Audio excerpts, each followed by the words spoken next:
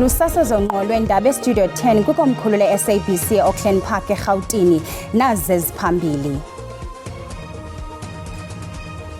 Iqela lamabutho libambe umngcelele woqhankqalazo eYeoville naseHillbrow eGauteng emva kokuba liphanze lokubamba uqhankqalazo kule ngingqi izolo. Even though it transpired that we are not ready to submit the statement, but he just insisted and we understood his frustration, of course. Ikomishoni kaMadlanga isikhabile isicelo segosa eliphezulu kumapolisa omasipala ombhaxo waseTshwane umnumzana Tshukudu Malaji sokuba ihlehliswe isession yokuvela kwakhe phambi kwekomishoni ngalentsasa. Botani Mzikantu siziphekile sazibonda ngokulilixa lokuba sizophule singaphosanga amaseko masinirhabulise kwibhekile yasemini nje. Ikomishoni kaJaji Mbuyiseli Madlanga isikhabile isicelo segosa eliphezulu kumapolisa omasipala ombhaxo waseTshwane umnumzana Tshukudu Malaji sokuba ihlehliswe isession yokuvela kwakhe phambi kwekomishoni ngalentsasa. Emva kokukhatywa kweso sicelo uyaqhuba umnumzana Malaji nokuvela kwakhe phambi kwale komishoni. Igqwetha likamnumzana Malaji uadvocate Sibusiso Nkosi belicele ukuba ihlehliswe isession kamnumzana Malaji ngelithi lo limeleyo kunye nabo beligqize lamagqwetha akhe abakulungelanga ngokwanele ukuqhuba.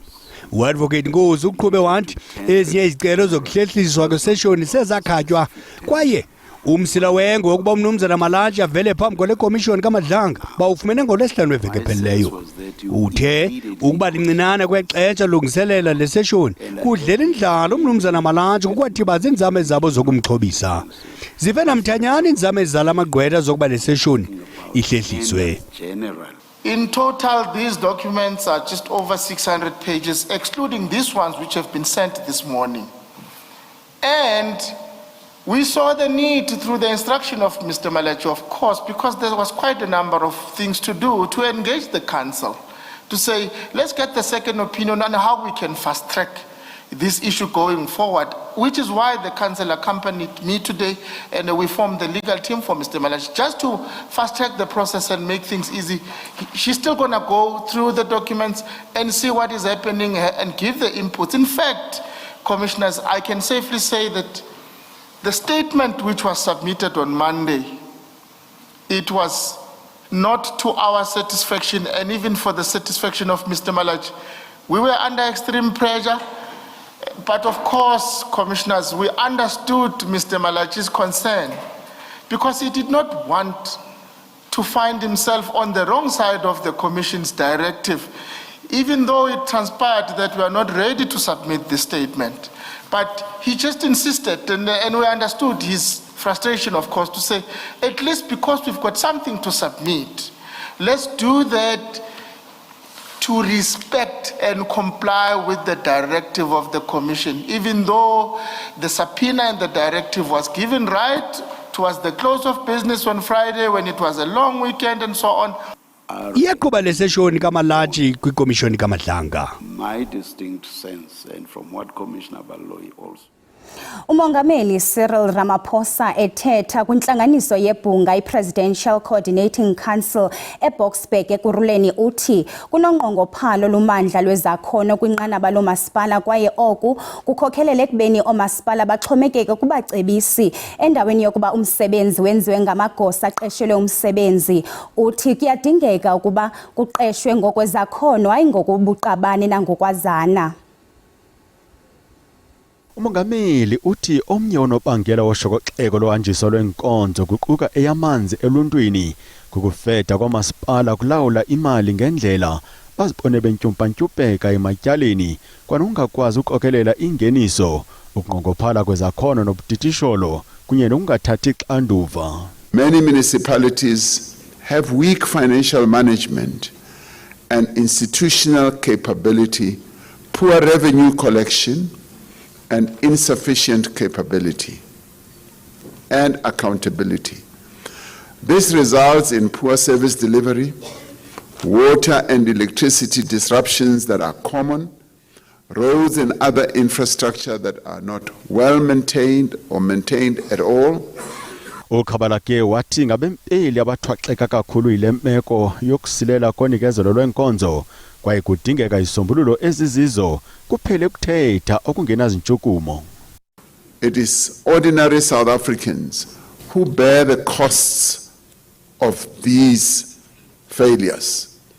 Our task in this meeting is not to repeat the catalogue of shortcomings and weaknesses in local government, but to focus on the solutions.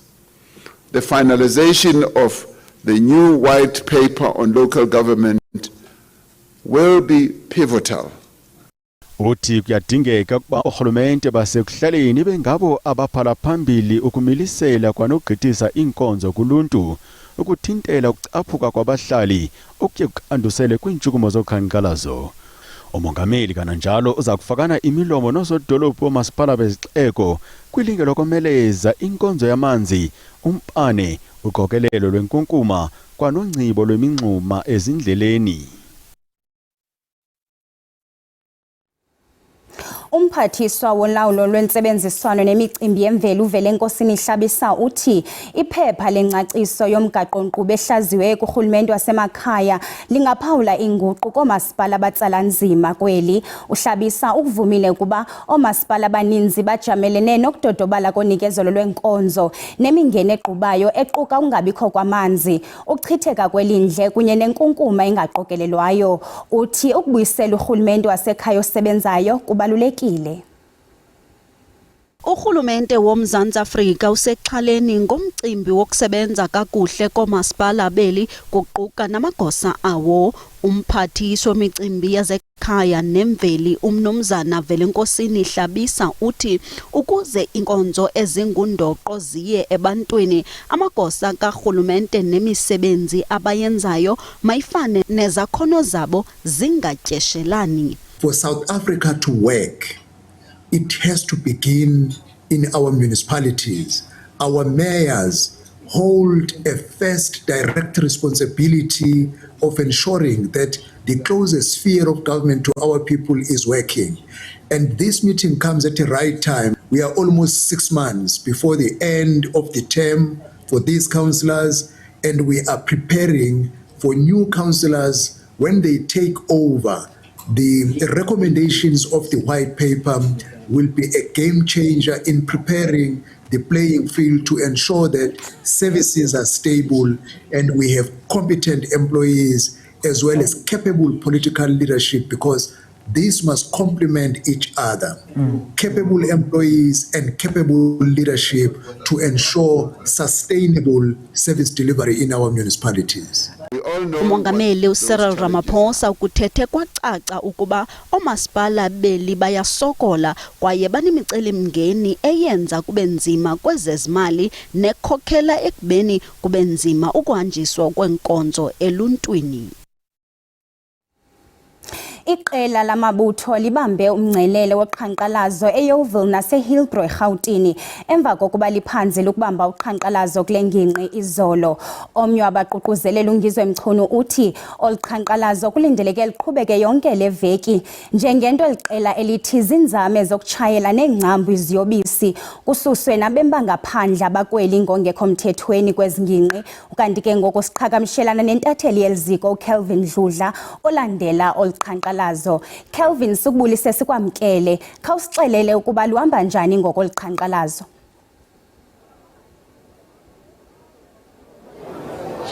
Asikubingelele nobathembu, sibingelele nombukeli weindaba ze-SABC esekhaya. Silanga kwaMayimayi kanti ke njengamanje iviyo lele belikade liphumile ke ligcweleke ikalo ligcweleke igoli ke selibuyile, kanti singaqinisekisa kumbukeli weindaba ze-SABC ukuthi ke akukho okungako ke okwenzekile mhlawumbe okungaba igameko, kodwa ke ngenxa yesikhathi nobathembu ake ngethule labo babeyingxenye yayo le mashi ke abazosichazela ukuthi ke bona bazizwa kanjani nanokuthi ke yini abayibonile bayifunda ngalokho kwenzekile. Baba, asikubingelele sikwamukele endabeni zosuku.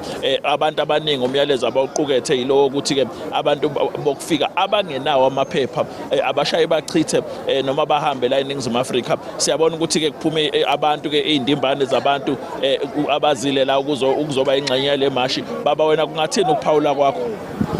Mfowethu Dludla ngijabule kabi imashi njenganalini kade sasiyifisa mfowethu ukuthi sesiyazwela ngendlela labantu ababaningi ngakhona. Esikhathi esiningi ngizwe nje imedia labantu bezindaba bekhuluma ngokuthi yini sihlupha labantu kangaka. Mawuthi uyabheka isikhathi esiningi anikho lapha thina siphakathi kwabo labantu laba. Ngendlela abahlukumeza ngakhona thatha nje umzekelo wena oqobo lakho uma ngase kuthiwa uhlala la eUville ubheke ukuthi abantu from ngo6 abangena ngoba u5 ekseni benisebenzini ukuthi bahlukunyezwa kanjani babanjwe inkunzi babanjwe abantu bayarishwa benziwa noma yini babanjwe abantu bokufika babanjwe ibona vele imajority mina ngiseUville nje njengoba ngikhuluma nje mhlambe bangibhekile. Okay asibonge baba asize kumama mama nangu ngiyakubona ukuthi omunye wabantu ke ababe ingxenye yemashi wena kuthini ukuphawula kakho yini ongafisa ukuyibona yenzeka nanokuthi uyihambe kanjani le mashi. Ngibona hamba kahle kakhulu baba besifisa ukuthi abantu vele bokufika behamba ukuthini emsebenzini yibo nje abagcwele kakhulu iyouth yamanje ayisebenze nxabo labantu labo u60% yibo abasenza kube u40% kube yithi abaningi nje abaSouth Africa basebenzi labantu bagcwele yonke indawo le bahlukumeza labantu. Okay asize nangu baba baba ngiyakubona wena usumdala mhlawumbe ungaba nokuphawula ke okwehlukile kulokhu isicela nje usichazele wena ukuthi uyibone kanjani le match sasiphetha nanokuthi yini obufisa ukuyibona yenzeka. Sanibingelela ngibingelele ne community nabaka TV imatch ihambe kahle ngoba akukho kulimela. Besicela ke ugovernment asilwe especially ama Nigeria athengwa amaphosa kumanje khona iphosa laseMoffat View lihambe liyohlumeza abantu besifazane abanabantwana libakhiphe ezindlini mabe ngasikhuzela uMary noNongobela nalamaphosa aseMoffat View ngoba izindlu mangicabanga igovernment yayithe zizohlala abantu base South Africa bese siyababonelela ke nabo babakithi abangaphandle. Okay kunalabo baba mhlawumbe abalokhu bememezile bethi ke abantu bokufika abanganazo imvume abahambe wena njengobaba usemdala ngiyacabanga kuningi osukubonile kunami eSouth Africa ungathini wena. Ndodana ngicela ukuthi ukuhambisane nabo abanamaphepha abenza umthetho olungile wase South Africa bengahlukumeza abantwana bethu. Ne government ngicela uma ngigabe ngikhulume kahle ingathumela amaphoyisa ihlukumeza abantu kumanje la ngihlala khona eRustenburg simangahamba nawe manje ndodana kugcwele ama drugs sothola amaphoyisa aseMoffat ekoleka imali lento siphatha kahle. Siyabonga baba. Njengamanje ke ngizozama ukuthi ke ngikukhombise abantu ke abakhona la indimbane zabantu ke ezikhona la kwaMayimayi ke bazokwazi ukuthi ke bakwazi ukuthi ke baxoxisane nezinduna njengoba ke bekade kuqhubeka ke imashi ke eyenziwa ke abantu ke abathila abafaka phakathi ungizwe inkosi wakwaMchunu kanye ke nonkosikhona ke uphakela umthakathi kanti ke njengoba ubabona labantu bebengakahambi basalindeleke nje ukuthi ke babeke ingxenye yokuthi ke kusazoxoxwa kubhungwe ukuthi ke mhlawumbe yini enye engenziwa ukuze ke kwenziwe ukuthi ke abantu bokufika njengokusho kwabo bahambe angithathe intambo ngiyibusele kuwe e-studio eAuckland Park eGoli. Sibambe ngazibini ke kuKelvin kanti ke ngokusithi tsi evenkleni siyabuya emva kwayo.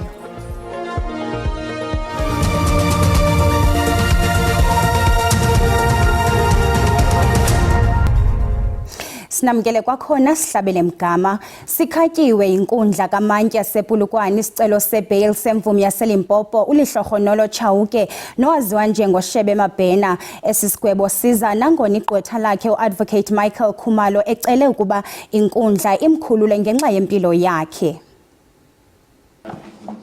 Uchoche enhla usihlalo wentshukumo yamagcisa eLimpopo uMphoza Mashabela ngelithi inkqubo yengalo yezobulungisa mayingabi namkhethe etyhola ngelithi abatyholo abajamelene nolwaphulomthetho olumandla bayibanikwa ibheyile ke ngoko nemvume eyanziwa njengoShebe Mabhena mayikhululwe. As the provincial chairman, I'm here. Also, our artists are coming in numbers. There's no turning back. Forward we go. We want our artists out. Hashtag Shebe Mabhena must get a free bail. The same way this magistrate court released the criminals who killed our artists. They've been given a 5,000 bail. They are now out. Yesterday, just the mere yesterday, Robert Mugabe's son, He's been granted bail. So you check other cases in Gauteng. You check the cases in Limpopo. I've been treated differently. So we are saying release Shebe, or else we are going to boycott this magistrate court. Kunjalo inkundla kaMantyi ePolokwane isichasile isicelo sebhayile kaChauke ngaphaya kweziphakamiso zegqwetha lakhe uAdvocate Michael Khumalo othe makakhutshwe ngezizathu zempilo ebalula ukonzakala komlenze wakhe kwingozi yemoto yango-2024. Lo gama uMantyi ke yena umenxe kwelithi akubangakho nkcukacha zintsha zokuba akhutshwe uChauke ngebhayile. So far as the evidence which was led in this matter, that such evidence does not constitute new facts, the application for bail is hereby refused. Ukanti ke uMashabela uphefumle ngeligxininisa isisigwebo njengesinomkhethe ngelithi kwiveki ezimbini ezedlulileyo abatyholo ababini ababulele umdidiyeli womculo waseLinkompa bona baye bakhutshwa ngebhayile ye-5,000 rand. Yena ke uShebe akabulelanga mntu kwaphela. Ndimlo Lilitha Ntsundwani kwiindaba ze-SABC. Umasipala oMbaxo waseNelson Mandela Bay ujamelene nomngeno mandla wokwehla kwamathuba emisebenzi kwikota yesibini ka-2025. Yimisebenzi ebalelwa kuma-42,000 ethe yaphela kwinyanga nje ezintathu, ukanti lenyukile nenani labantu abaphelelwe lithemba lokufumana imisebenzi laya kumyinge ka-35%. Kulonyaka uphelileyo iGoodyear idende abasebenzi abangama-900. Ezinye inkampani kuquka umvelisi wemoto iFord Company SA kunye nenkampani yemichiza uAspen Pharmacare nazo ziqale inkqubo yokudenda u-2025. Oku ke kushiye uninzi lombanguza lulambatha lizibuza imibuzo engenampendulo ngokondla iintsapho zalo. Uxalaba libanzi imibutho yabasebenzi iCOSATU uthi ukholelwa ukuba ukuxhasa amashishini asekuhlaleni kunganceda ukwenza ngcono xa kuphela utyalo-mali kumashishini amakhulu. Many factories are closing, but I can tell you, if you come here in the location, you would find panel beating shops, you will find, paint shops. Why are we not allowing those to be formalized? That's an informal economy, but with relevant skills. Let's formalize them. Let's move them in. Let government give an injection to those and be able to ensure that what we already have occupies the space in those factories that are closing. Ulosi ugadlele ngelithi ukuvelisa imisebenzi kokona kungasebenza ukuphuhlisa isizwe kunokuba abantu bafune ukuqeshwa. Beyond people being employed, there are young people who have ideas, have been to universities. Others may not even been to FB, but they have the skill, they have the know-how, they have the tech knowledge, they can venture into the space of AI and create things. Abahlali baseMpuma abangasebenziyo baphelelwa lithemba. I'm one of the I'm not working and I've got a skill. I'm a meslar, I'm a carpenter, I'm doing everything. You see, but I'm sitting at home. I've been looking for a job now close to 9 years now. I've been sitting at home. Sometimes I go with my sisters and then go there to wash like cars. ICOSATU imentla isithi kusekho ubutshivela borhwaphilizo kweli asoze ibekho inkululeko yezoqoqosho kubemi. Desidibane kwakhona kamnandi into zakuthi.